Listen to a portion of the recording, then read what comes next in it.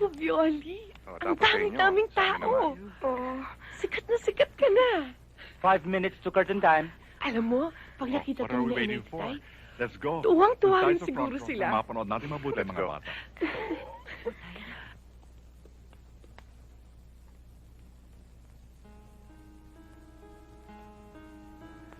Baby.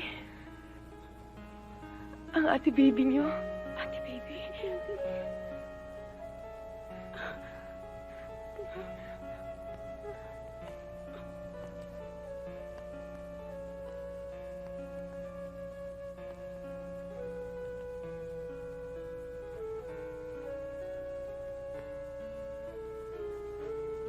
Nalaman ko na kapatid mo si Violi nung pumunta siya sa Queen Bee. Sinabi sa akin ng mga kasamahan mo sa trabaho. Nalaman ko din na may concert siya dito kaya isinama ko si Baby. Gusto niya kayo makita magkakapatid.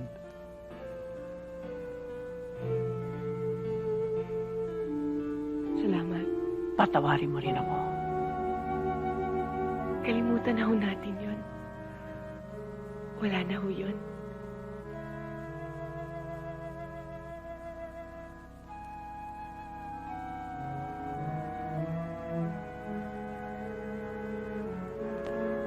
Ate Yasmin?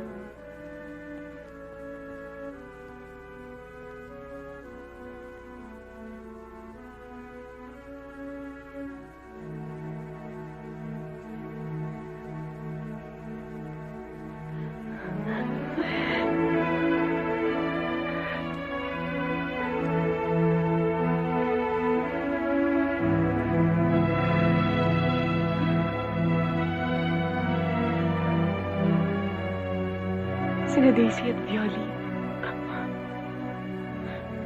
Ate baby. Halika.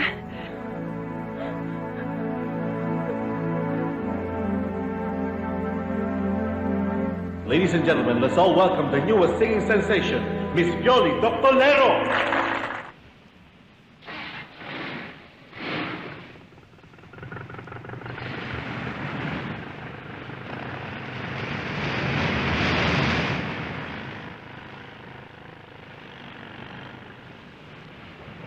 Enjoy ka ba? Oo, ang ganda-ganda ritong lugar na ito, no? Buti ka pa.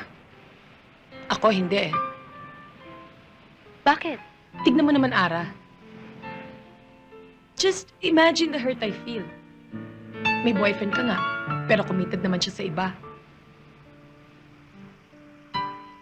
Akala ko, nasanay ka na sa situation na yan.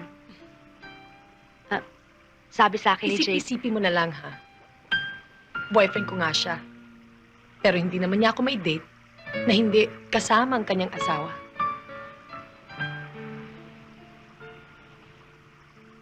Mahal na mahal kong lalaking yan.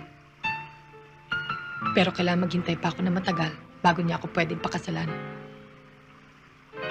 At sa mata ng mga tao, kirida lang ako. At kung sakasakali naman magkaanak kami, illegitimate ang bata, bastardo. anong gusto mong gawin ko? Ewan ko sa'yo.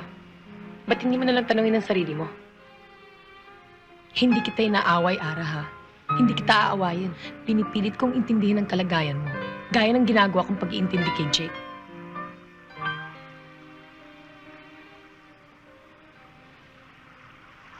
Huwag mo nalang sabihin kay Jake na ibinuhos ko sa'yo yung lahat ng sama ng loob ko, ha?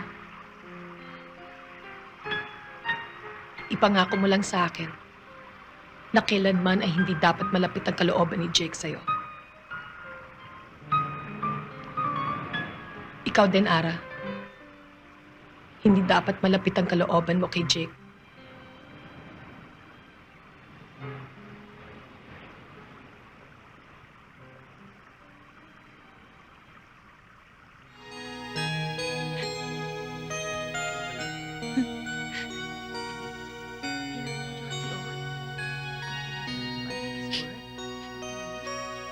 Vanessa?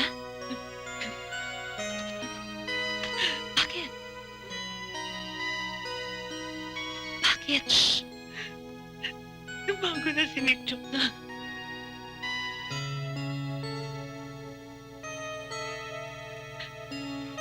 Halos hindi na kami nag-uusap.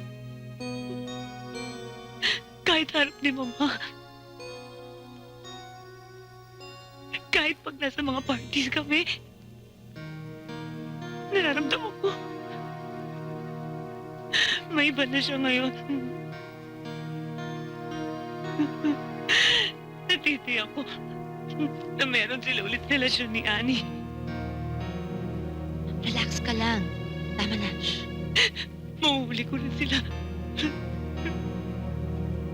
Anong gagawin mo pag nahuli mo sila?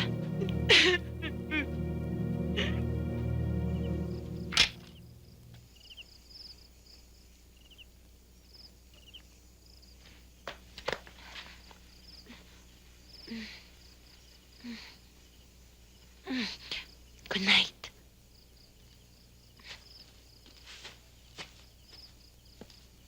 Hi. Ronnie, ginabi ka yata.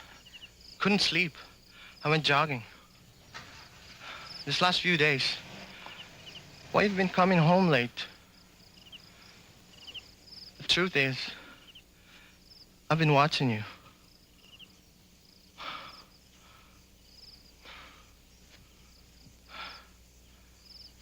Nakita mo kami? Yes. Whenever he brings you home, I see you outside the gate kissing. Ano bang pakialam mo? I'm confused. Aren't you his wife's best friend? Tama na.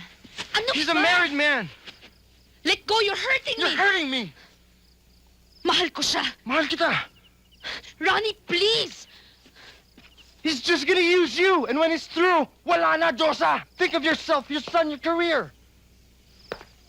The trouble with you, Ronnie, is that ngayon pa lang na wala tayong relasyon, pinakikialaman mo na ang buhay ko. Ang takbo ng isip ko. Tinuturuan mo na ako ni hindi pa kita sinasagot.